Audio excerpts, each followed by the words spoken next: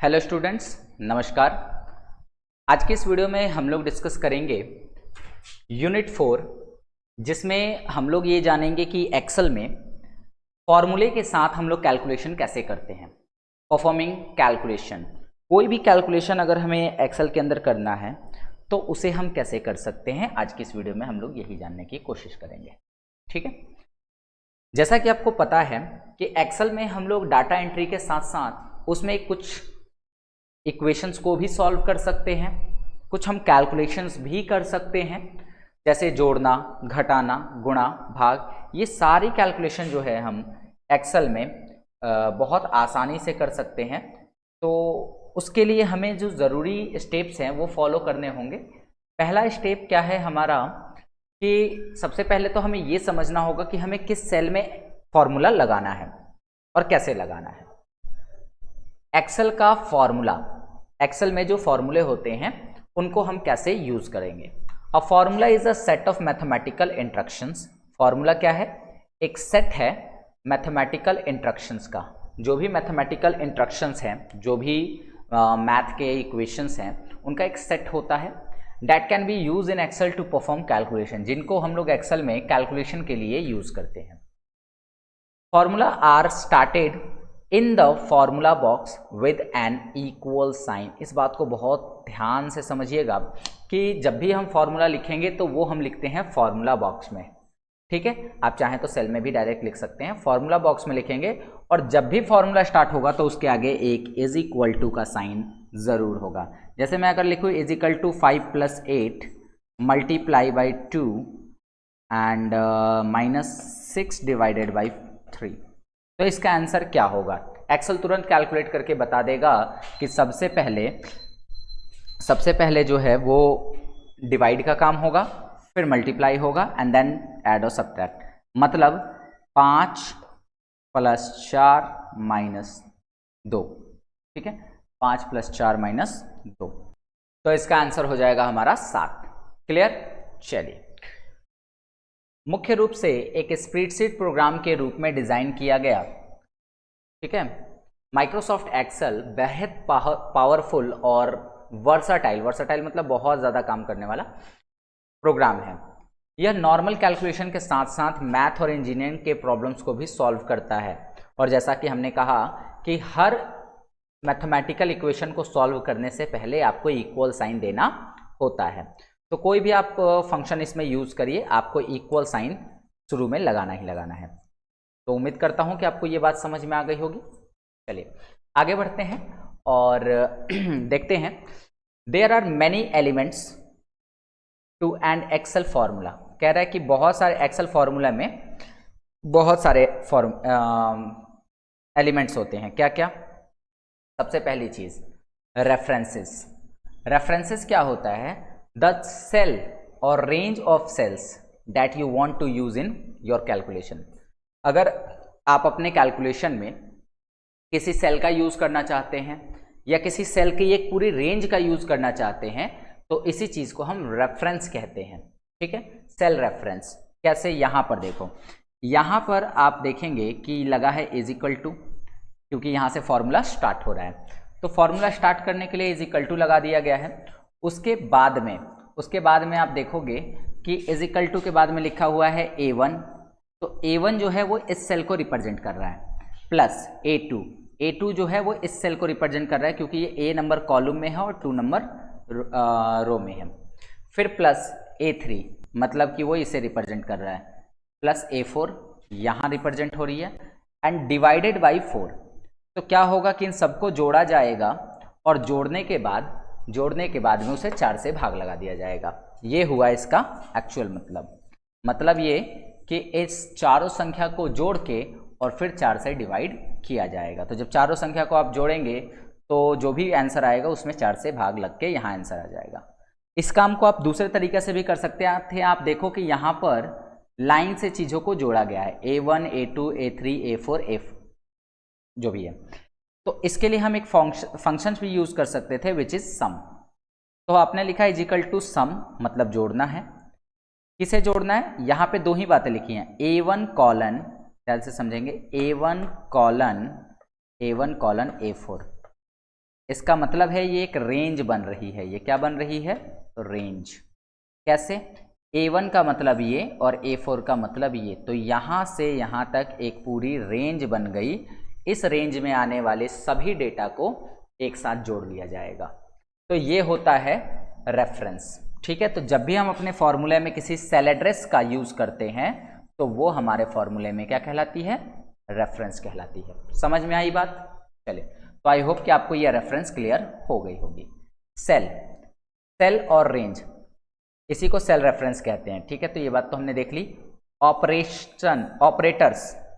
Operators का मतलब होता है वे सिंबल्स जिनका यूज हम अपने फॉर्मूले में करते हैं। वे सभी सिंबल्स जिनका यूज हम अपने फॉर्मूले में करते हैं। हम अपने फॉर्मूले में प्लस का यूज करते हैं, माइनस का यूज करते हैं, मल्टीप्लाई के लिए स्टैरिक मार्क का यूज करते हैं, डिवाइड का यूज करते हैं, परसेंटेज सिंबल का यूज करते हैं और भी बहुत सी चीजें। इनको हम ऑपरेटर्स कहते हैं। इन्हें हम ऑपरेटर्स कहते हैं। क्लियर? तो ये हो गए हमारे ऑपरेटर्स। उसके बाद अगर देखें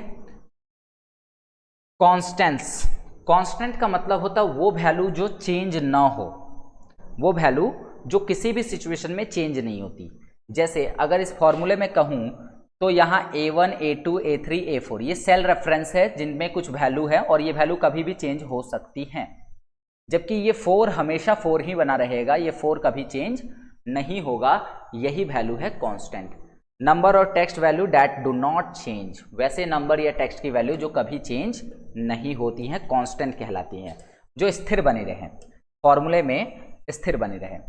ठीक है, अगर मैं इसी फॉर्मूले का यूज करके एक नया फॉर्मूला बनाऊं, सपोज मुझे ये 45 में से 32 को घटाना है, तो मैं क्या लिखूंगा? Is equal to A2 minus A3। समझ रहे हैं बात? A2 माइनस A3 मतलब A2 45 माइनस A3 32, ये होगा इसका मतलब। ठीक है, अगर मैं यहाँ 45 को मिटा के यहाँ कोई और नया नंबर डाल दूँ, जैसे मैंने 45 की जगह 48 डाल दिया, तो वैल्यू में यहाँ भी 48 हो जाएगा अपने आप। जबकि अगर मैंने डायरेक्ट कहीं लिखा होता इज इक्वल टू 52 माइनस 64, तो ये वैल्यू कांस्टेंट होती, ये कभी चेंज नहीं होती। इस बात को ध्यान रखिएगा। तो कांस्टेंट वो वैल्यू होती हैं जो चेंज नहीं होती हैं, किसी भी सिचुएशन में वो चेंज नहीं होती हैं। चलिए आगे बढ़ते हैं। फंक्शन। अच्छा, फंक्शन क्या होते हैं उसे भी देख लें। Function are some set of predefined formula in Excel. Excel के अंदर पहले से ही बने बनाए फॉर्मूले को हम फंक्शन कहते हैं। जैसे अभी हमने एक फंक्शन का यूज किया सम, इसका काम होता है संख्याओं को जोड़ देना। जो भी संख्या आप इसे देंगे उसे ये जोड़ देगा। एक फंक्शन होता है विच इज एवरेज। अगर हम यहाँ पे लिखते हैं इक्वल टू एवरेज, तो अब इसका काम हो गया एवरेज निकालना। मान लीजिए मैंने दिया 5, 6, 3, 2, तो इसका जो भी एवरेज होगा वो यहाँ पर रिजल्ट में आ जाएगा। तो 6 और 5 11 और 3 14 और 2 16, तो 16 और बट्टे 4 यानी कि इसका जो आंसर आएगा वो 4 आएगा। तो एवरेज फॉर्मूला क्या कर रहा है? दी गई संख्याओं का एवरेज निकाल के हमें दे रहा है। इसे हम फंक्शन कहते हैं। फंक्शन क्या होते हैं? पहले से ही बने बनाए सेट ऑफ इंस्ट्रक्शंस होते हैं जो एक्सेल में मौजूद होते हैं, और ज़्यादातर हम लोग फंक्शन का ही यूज़ करेंगे एक्सेल में। एक्सेल में बहुत कम कैलकुलेशन हम लोग खुद से करेंगे, ज़्यादातर कैलकुलेशन हम लोग फंक्शन की मदद से करेंगे। तो आप देखो यहाँ पूरा फंक्शन का लाइब्रेरी ही दिया हुआ है। यहाँ पे पूरी तरह से फंक्शन की लाइब्रेरी दी हुई है एक्सेल के अंदर, जिसमें आप देखो तो रिसेंटली यूज फंक्शन है, फाइनेंशियल फंक्शंस हैं, लॉजिकल फंक्शंस हैं, टेक्स्ट फंक्शन है, डेट टाइम से रिलेटेड फंक्शन है, लुकअप एंड रेफरेंसेस से रिलेटेड फंक्शन है, मैथ एंड ट्रिग्नोमेट्री से रिलेटेड फंक्शन है, और भी बहुत सारे फंक्शन इसमें दिए हुए हैं। ठीक है, सेल में जाकर आप फॉर्मूला टाइप करते हैं, कोई भी फॉर्मूला इक्वल साइन से ही स्टार्ट होगा, ऐसा हमने कई बार देख लिया। तो चलिए अब कुछ प्रैक्टिकल के माध्यम से हम लोग देख लें कि ये जो फॉर्मूला यहाँ पर दिया हुआ है, ये जो सेट, ये जो एग्जाम्पल आपको दिया है, इसको कैसे करना है। चलिए तो चलते हैं हम एक्सेल में।